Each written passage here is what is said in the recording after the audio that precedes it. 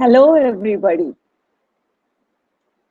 Good morning, good evening, depends on where you are in the world.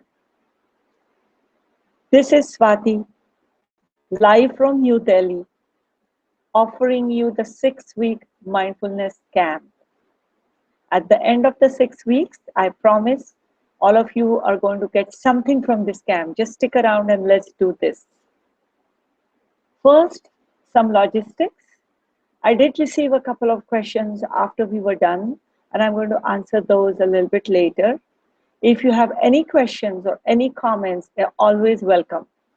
Even if you just have comments, please put them up on the screen. If not, then email me later. My email address is tomeditatetogether.com. 2meditatetogether@gmail.com. As many of you know, I practice psychology in Los Angeles. Right now, I am in New Delhi. I am founder of To Meditate.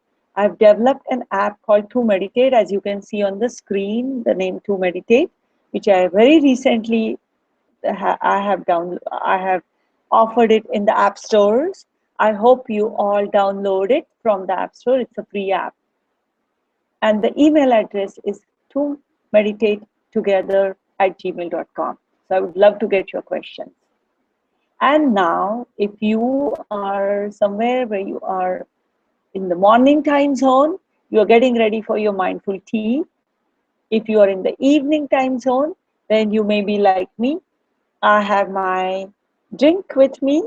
And like I said yesterday, it's a drink from some berries in India. It's not wine, it's a berry drink. And I also have a little bit of a snack to go with it.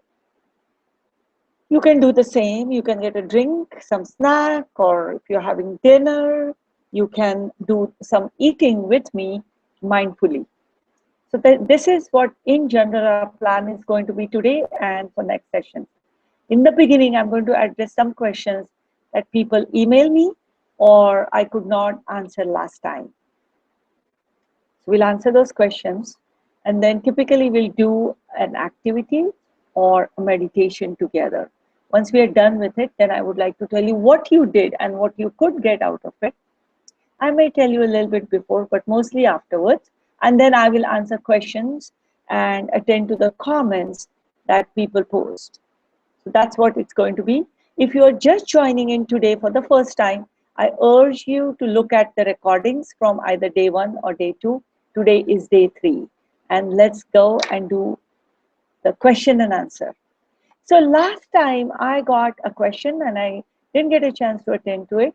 It was about the sound awareness activity that we did.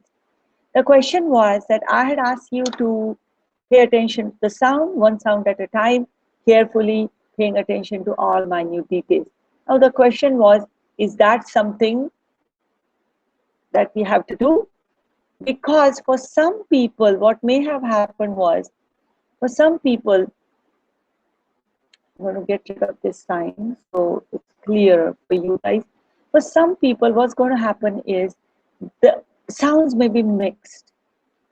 So the question was that the sounds were mixed. And how is that going to affect what you hear? What if you cannot hear different kinds of things? The answer to that question is it's okay. If you cannot distinguish the different sounds, that's okay. Maybe there is the sound of the street cars and different kind of noises.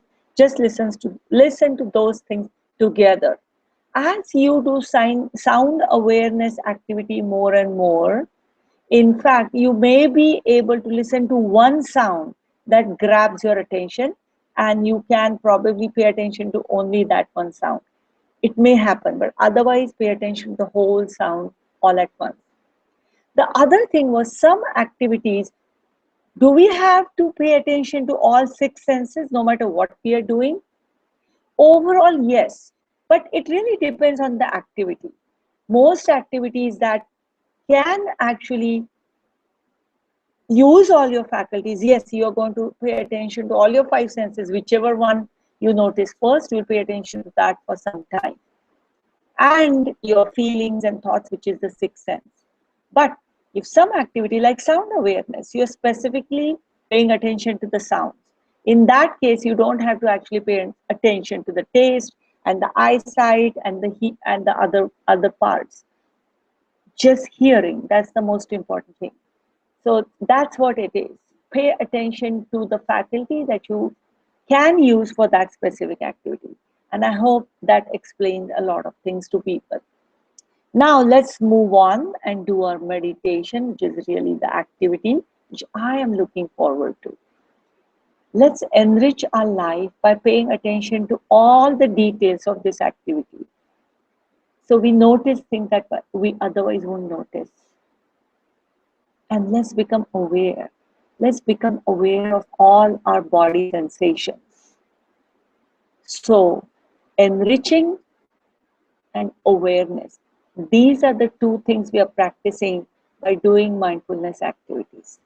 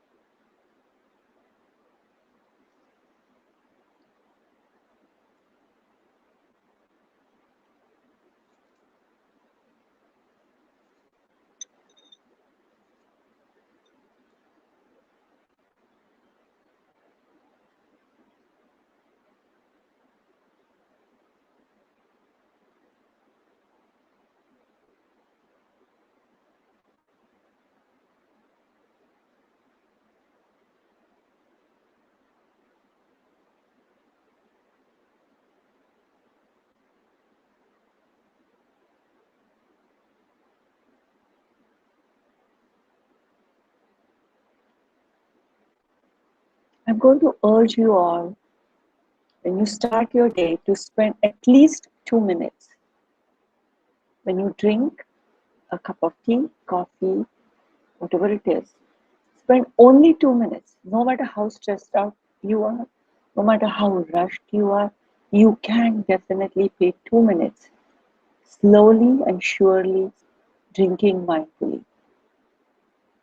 And that is the way you are going to discipline yourself, as well as take a pause, as well as notice things, learn to notice things in the middle of it all.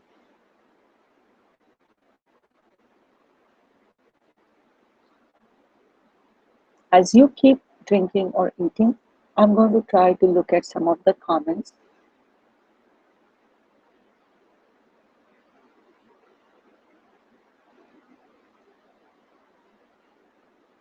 These are comments. A lot of people are basically saying that they did. So Ina is saying that she did do a lot of activities mindfully all throughout the day. And it is wonderful to suddenly realize that the activities, normal activities, can be done in an aware fashion.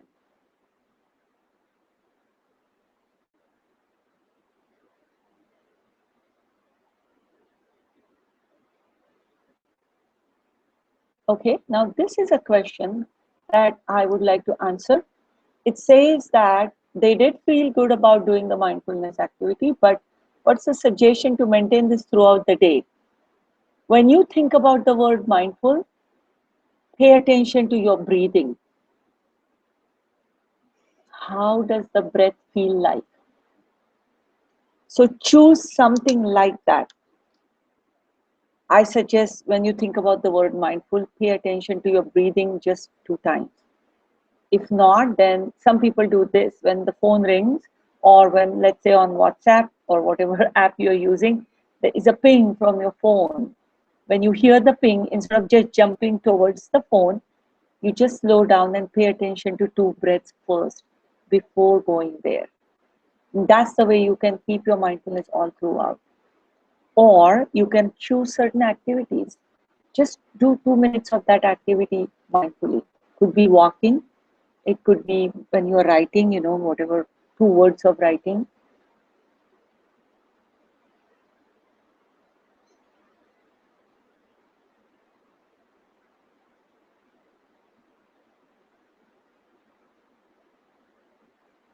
Okay, now this is another really good question. Is our goal for the future to be mindful when we do anything and everything during our day? So how can we be mindful when we do a task like preparing a PowerPoint presentation? A great question. No, I'm not asking you to be mindful all throughout the day, because it's not possible. We are householders, we work, we do all kinds of things. We are not just meditating and that's all. So for us to be mindful all throughout the day, and not just for us, for anybody, that would not be possible, as in pay attention to 5 senses, to everything you do. No, that's not what it is. However, you can select a couple of minutes all throughout the day to be mindful. When you are doing something for which you need your brain stem, like you're playing cricket or you're playing tennis, that time you don't want to be mindful when you are playing tennis, or when you're driving. You don't want to be mindful of all your 5 senses and then lose track of where you're going and where you're driving. No, that's not how it is going to be. Then why choose certain activities for 2 minutes a day to be mindful? You will develop a certain, as I said, a certain attitude, or your brain will be primed to be mindful when you need it. So when you need to really pay attention to something, you will be able to do it better because of this habit. But most importantly, as I said, 2 advantages. One is enrichment of certain activities, and awareness, increased awareness. And that's where any change or anything that you want happens. First, it comes with awareness. So right now, just stick to 2 minutes few times in the day, and then we'll get to the awareness and where it leads to in the future. Just stick to the camp. Thank you for that question. That does come up. Okay, now this is another really good question, which is, what's the difference between mindfulness and transcendental meditation? Those of you who know about transcendental meditation, you go to one of their classes and you get a mantra from your guru, and you basically repeat the mantra, and you do other things too, like paying attention to the breath. but you are repeating the mantra. And that mantra is supposed to take you in a certain zone or make you aware of certain kinds of things. So personally, I find the difference between TM and mindfulness is the following. In some sense, TM is creating a refuge for you in the mantra where you can go away from this world and you can be in the world of the mantra. Your body, your mind, everything is over there. Mindfulness meditations are more about psychology in this sense. It's about here and now. This is the reality, and I'm noticing it. I'm becoming aware of it. I'm getting everything, and I'm accepting it. So you don't live here and now. You pay attention to your experience, not to something else. And that's the main difference between TM and mindfulness.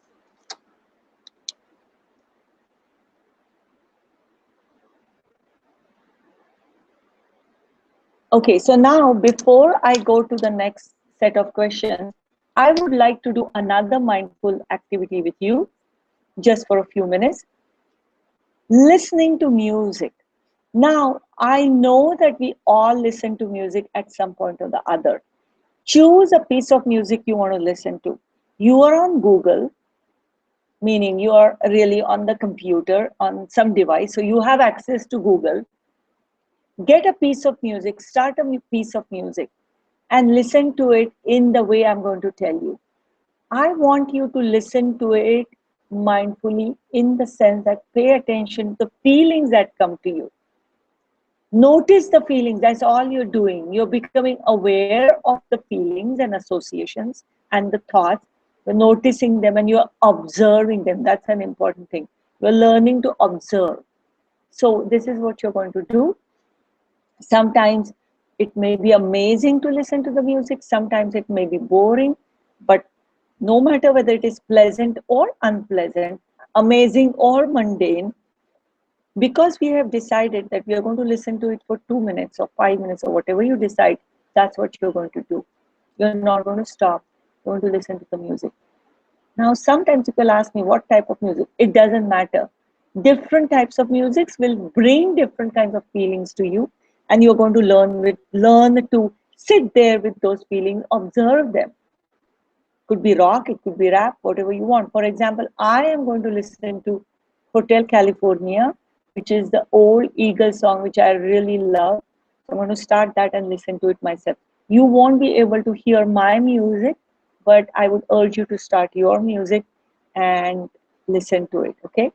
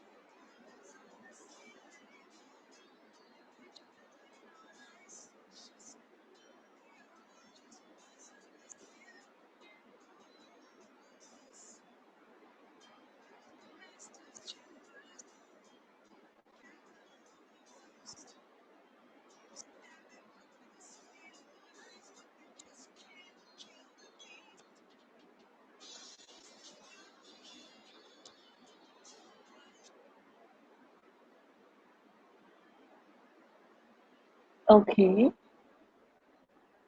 at this point, I'm going to ask you to stop listening to the music. I have a couple of comments about the experience we had of listening to music as well as when we were eating or drinking. Now, I want to talk about my experience, and I'm sure you must have had something similar happening to you. When you're eating, sometimes there is a temptation to either gulp it down, like I wanted to take a really big gulp as well as a big bite, but I took small bite because that's what would have given me more richer and better sense. So I had to avoid the temptations. So avoiding temptations, it always happens. When I was listening to music, I didn't have to avoid the temptation of listening because it was very delicate, amazing kind of a feeling. I was noticing how my thoughts were going to all the wonderful kinds of things, like, how amazing life is, as well as sometimes a little sadness crept in. But I didn't want to stop. When we had decided that we were going to stop, I felt like, I wish I could just go on. So there are these kinds of things, but this is in some sense the mind training that we are going through. We are avoiding temptations and we are doing what we have planned to do. And as you can imagine, there is a value in doing certain things that way in life, even outside of mindfulness meditations. Even if you are a free flowing type of a person, there are times when you want to get something done in spite of whatever. And that will be the time when mindfulness could be useful for you. Now, there is a comment or a question which says that music is very intense. I assume what this question is saying, that what if I want to move with the music? Is it really necessary that I sit still even when music makes me fly? One can say, yeah, you can move if you want, just pay attention to how your body is moving and how your body sensations are working. You could do that if you do want to move. But I would, in fact, suggest try sitting still. It will be difficult because of the way you are made or what you're used to. But who said that you want to do only easy things? And mindfulness is, as I was saying, also about avoiding temptations. So when you sit still, you may feel discomfort, but you may be able to have a different kind of experience of music. So try doing that. I said this in the morning to somebody, my morning. There is a 3 times rule. If something doesn't work for you, at least 3 times you should try. First time it may not work for you. Second time you may be okay with it. And third time, in fact, it may give you some different meaning. So try it that way and then let's see how it goes. Now, I want to, in fact, talk about history of mindfulness activities. Meditations have existed for 2,500 years. Mindfulness meditations. In the beginning, they were meant for monks who were in the monastic tradition, away from everything. In India, there was a tradition, monks would go from house to house. They would beg, they would sit there and then people would give them food. So they did not have to spend their time doing any chores. And the ego wasn't the issue. In fact, they spent their whole time meditating, reading, writing, and these kinds of things. But as meditation spread to the rest of South Asia as well as Southeast Asia, especially in China, and it was supposed to be an all-inclusive thing. Householder, kings, farmers, everybody was included. And they didn't have the time because they had to cook food, make food, create food, and all these things. So especially in China, the farmers in China, they started doing sort of mindfulness meditations in the form of activities that they did in the rice farm. So in our daily life, householders such as us, in our daily life, we want to cultivate mindfulness, not simply by formally sitting and meditating, but in our daily life. We want to be aware and be mindful. And then Everything else that we'll be talking about can come to you. For that, you will have to wait patiently to know how mindfulness is going to help you in a lot of different things. Right now, that's the reason why we are focusing on mindful activities, because that's about real life. We are not monks, I assume, and that's why we are doing mindful activities. In fact, Thich Nhat Hanh, who is a Vietnamese monk, very loving, compassionate person, he is very well known for the walking meditations that he does. So walking slowly and paying attention to all the muscles in your feet and slightly above the feet, that is walking meditation. And that's a very wonderful mindful activity.